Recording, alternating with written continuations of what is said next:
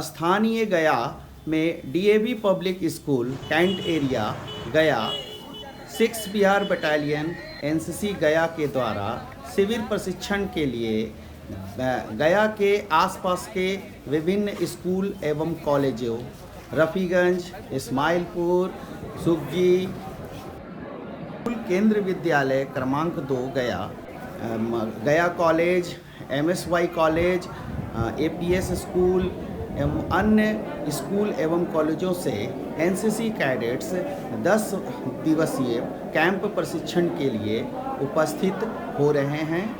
सभी NCC cadets का reception centre में डॉक्यूमेंटेशन करने हेतु कतार में कैडेटों को बैठाया गया है। सभी बच्चे कतार में बैठकर अपना डॉक्यूमेंटेशन करते हुए बायोमेट्रिक अटेंडेंस अपना देते जा रहे हैं। इसके सहयोग में क्लर्क जितेंद्र कुमार एवं मंटू कुमार पूर्ण रूप से सहयोग किए हैं। 6 बिहार बटालियन एनसीसी गया के सीओ कर्नल M.K. शुक्ला के द्वारा ओपनिंग एड्रेस किया जा रहा है, जिसमें हमारे एसडब्ल्यू की 2 कैडेट्स पायलटिंग के साथ सीओ साहब को मंच पर ले जाती हुई और साथ ही इस ओपनिंग एड्रेस में हमारे सीओ साहब हम उपस्थित कुल विभिन्न स्कूल एवं कॉलेजों के 654 कैडेटों को आज संबोधित करेंगे।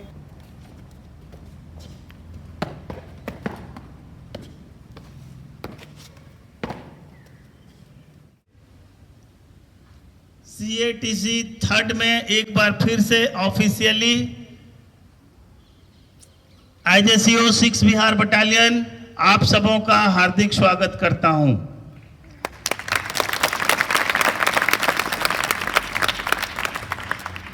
और मुझे आशा ही नहीं, पूर्ण विश्वास है कि आप आगे आने वाले समय में 8-9 दिन जो भी हमारे साथ रहेंगे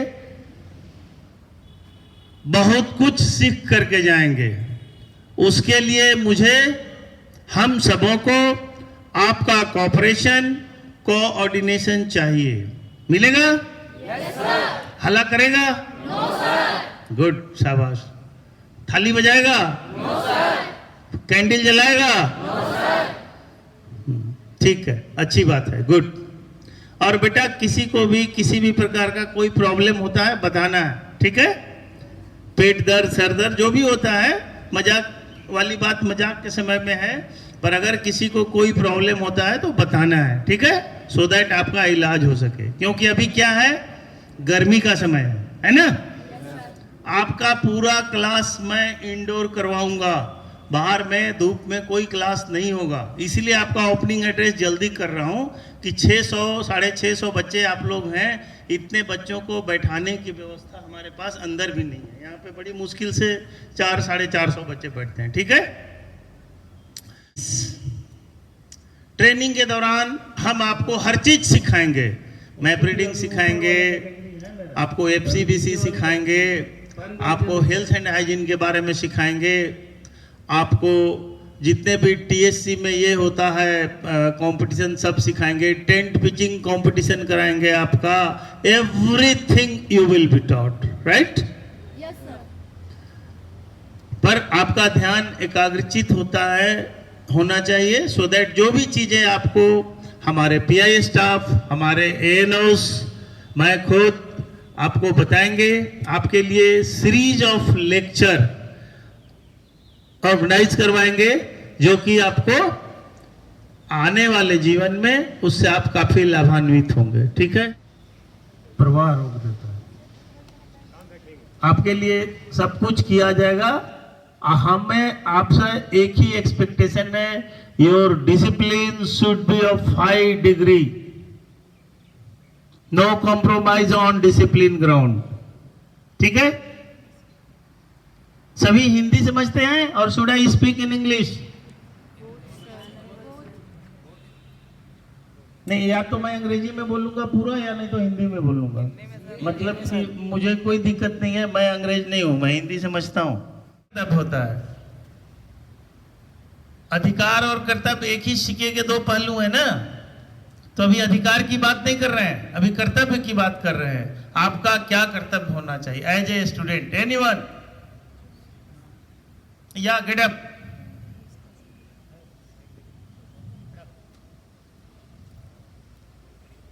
जेडी हर्ष कुमार फ्रॉम गया कॉलेज। ओके सर, एक स्टूडेंट के लाइफ का यही कर्तव्य होता है कि वो अच्छे से पढ़ाई करे। जो स्टूडेंट्स लाइफ में है अभी उनके लिए कि वो अच्छे से पढ़ाई करे और उस पढ़ाई का उपयोग अपने आगे करियर और उसमें करे, जीवन जीने में करे।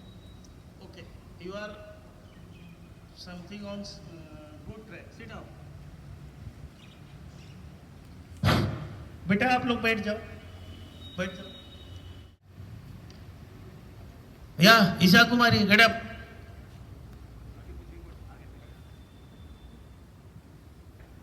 हम पढ़ाई क्यों करते हैं?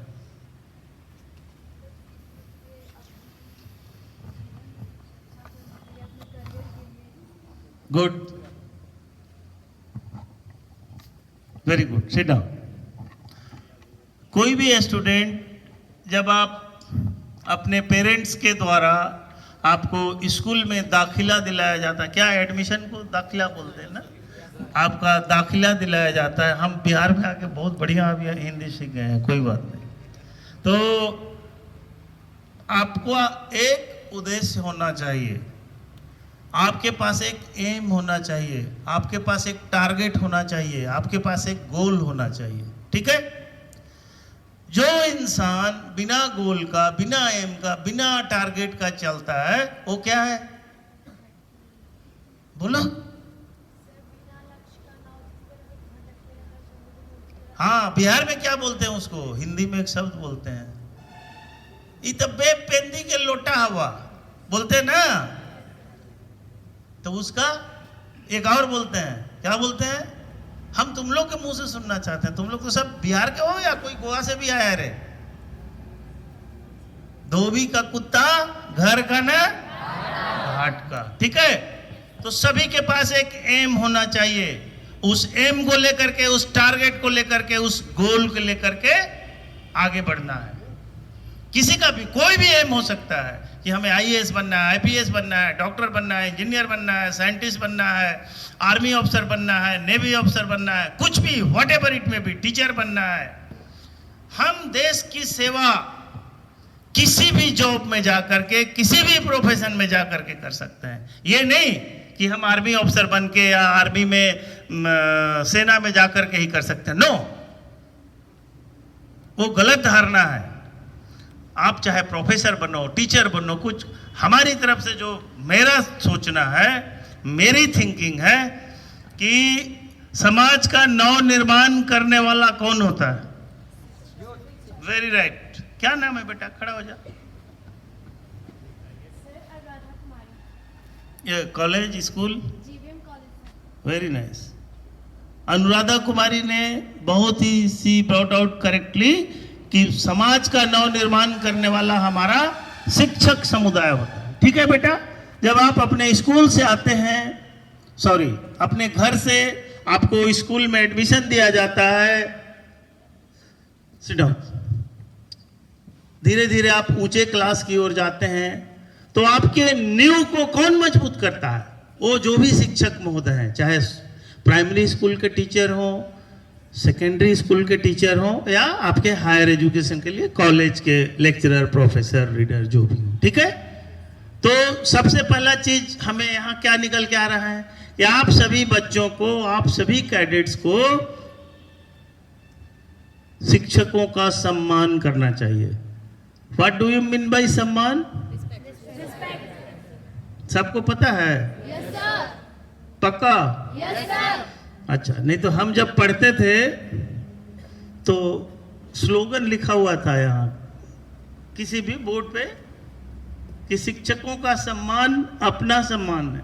तो एक तुम्हारे जैसा सरफिरा लड़का उठा, एक हमारे वाइस प्रिंसिपल थे नाहर जी, उनका बुलेट स्टार्ट किया और जब तक पेट्रोल खत्म नहीं हो गया तब तक शहर में चलाता रहा। जहाँ पेट्रोल खत्म हुआ वहीं छोड़ के भाग के आ गया। तो छानबीन हुई, खोज हुआ, तो वो कहीं 4-5 किलोमीटर आगे जाके वो बाइक मिला। जब पकड़ में भी वो आ गया, पूछा ये क्या किया रे? लिखल तो है ही दीवालवा पर, शिक्षकों का सम्मान अपना सम्मान है। तो सम्मान और सम्मान में बेटा अंतर है, ठीक है? किस चीज का क्या वैल्यू है, क्या डिफरेंस है, ये चीज आप लोगों को समझना है, समझ में आए? तो आपको पढ़ाने वाले, आपको जो भी है, अपने शिक्षकों का सम्मान करना चाहिए। आपके दिल में अपने टीचर के प्रति हमेशा रिस्पेक्ट रखना चाहिए। अच्छा, आप टारगेट लेकर के चलना है आपको कि हमें आईएएस बनना है, जो भी, जिसकी, किसी को पुलिस में जाना है, किसी को कुछ है, किसी को टीचर बनना है, whatever it may be, scientist बनना है, डॉक्टर बनना है, इंजीनियर बनना है, जो भी बनना है। लेकिन डॉक्टर इंजीनियर ऐसे ही बन जाइएगा आप, उसके लिए क्या करना पड़ता है? अब आते हैं मुद्दे पे।